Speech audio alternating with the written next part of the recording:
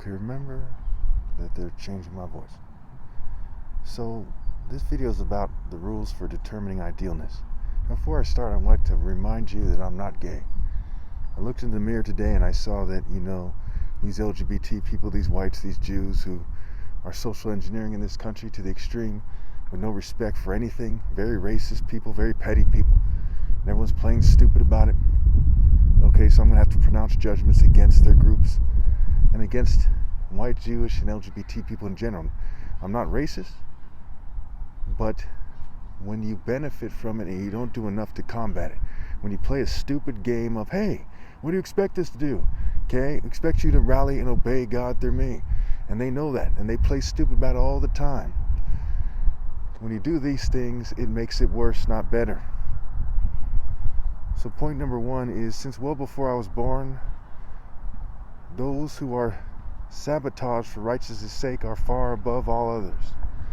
What I mean by that is that on this planet, the righteous have been persecuted for a long time. And if anyone's not persecuted for righteousness' sake, I don't take them seriously as an adult, as a man, what have you. Especially when they don't just persecute me, they change the way that I look to try to make it so I look gay. They try to make it so I look fucking gay. Okay? And that's fucking ridiculous. So, as I'm looking at this situation here, it's obviously something that is ridiculous. It's obviously something that needs to be talked about. So point number 2 says, Psalm 9:16, the Lord is known by his acts of justice.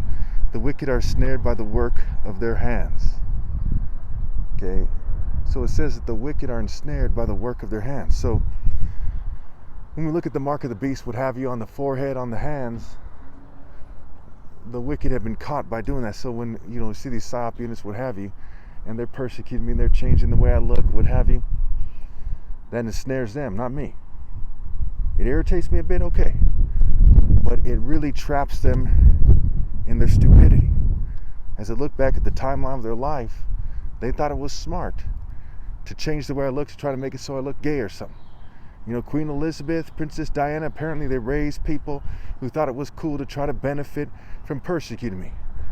The rich Jews, rich whites, rich LGBT, rich token minorities, they raised people who thought it was cool to act like some kind of worm in the last days, to play the game, and it's profoundly disgraceful. Though they're ensnared by the work of their hands, they are caught in their deception. They are played out like complete fools. And for what? So they can say, well, we made it so, we used technology to make it so we looked a little nerdy or a little gayish. And that's retarded. Can you imagine thinking that's a good idea? So we go to point 3, Isaiah 5:16, something I talk about all the time. But the Lord Almighty will be exalted by his justice, and the holy God will be proved holy by his righteous acts. So God is exalted by his justice and proved holy by his righteous acts.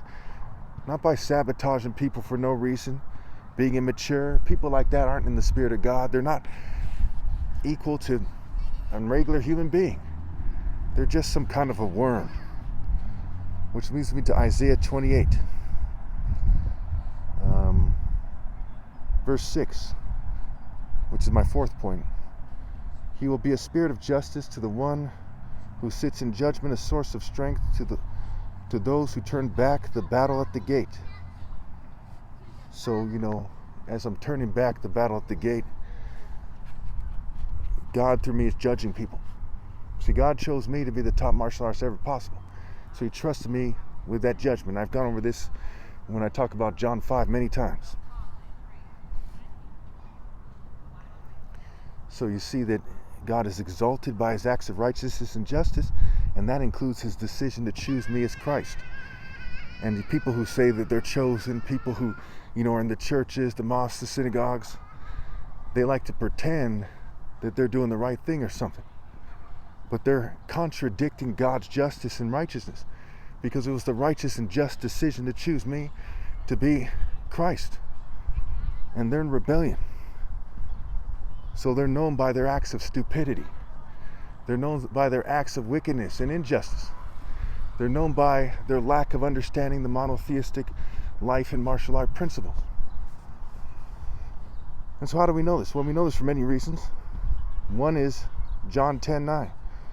I am the gate. Whoever enters me will be saved. They will come in and go out and find pasture. So what is the wise decision? The wise decision is to follow the top martial artist ever possible. And that's me. So we see in Isaiah 28:17. How do we know it's me? Well, I will make justice the measuring line and righteousness the plume line. Hail will sweep away your refuse to lie, and water will overflow your hiding place. So, as I made it very clear, the word martial is the word marital scrambled, right? Martial arts, marital arts. Because I, Christ, am the top martial artist, the Son of God, the bridegroom. And justice is the measuring line and righteousness is the plume line. And hail sweeps away the refuse to lie, and water overflows their hiding place. We see in the New Living Translation, it says, I will test you with the measuring line of justice, the plume line of righteousness. Since your refuge is made of lies, a hailstorm will knock it down. Since it is made of deception, a flood will sweep it away. So you see, it's very clear that the word martial is the word marital scramble, because martial arts determines who's Christ. I'm Christ because I'm the top martial artist ever possible, due to tech, breeding, cheating, and generational ill-gotten gains, ruling out people in the future.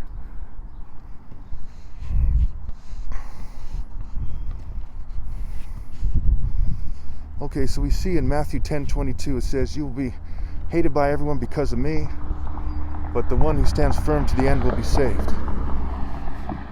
So, people are expected to be persecuted for righteousness' sake. They're expected to be hated by everyone because of God Almighty, because of obeying God through me. That is the formula that mankind has been given. Which leads me to my seventh point, Matthew 11:19. The Son of Man came eating and drinking, and they say, here's a glutton and a drunkard, a friend of tax collectors and sinners. But wisdom is proved right by her deeds. Okay, so when God chose me to be Christ, and you see me manning up, being very mature in these last days, what have you. It's even called last days, where days is a play on words for being dazed and confused. Are you confused a little bit because you're serving God and they're fuming you and poisoning you more than everyone else? Or are you confused because you're not serving God? So wisdom, which moves in the way of righteousness along the path of justice, we know that from Proverbs 8, okay, is proved right by her deeds. So I'm skywalking in the way of righteousness along the path of justice, which is how walking with God is done, is how skywalking is done.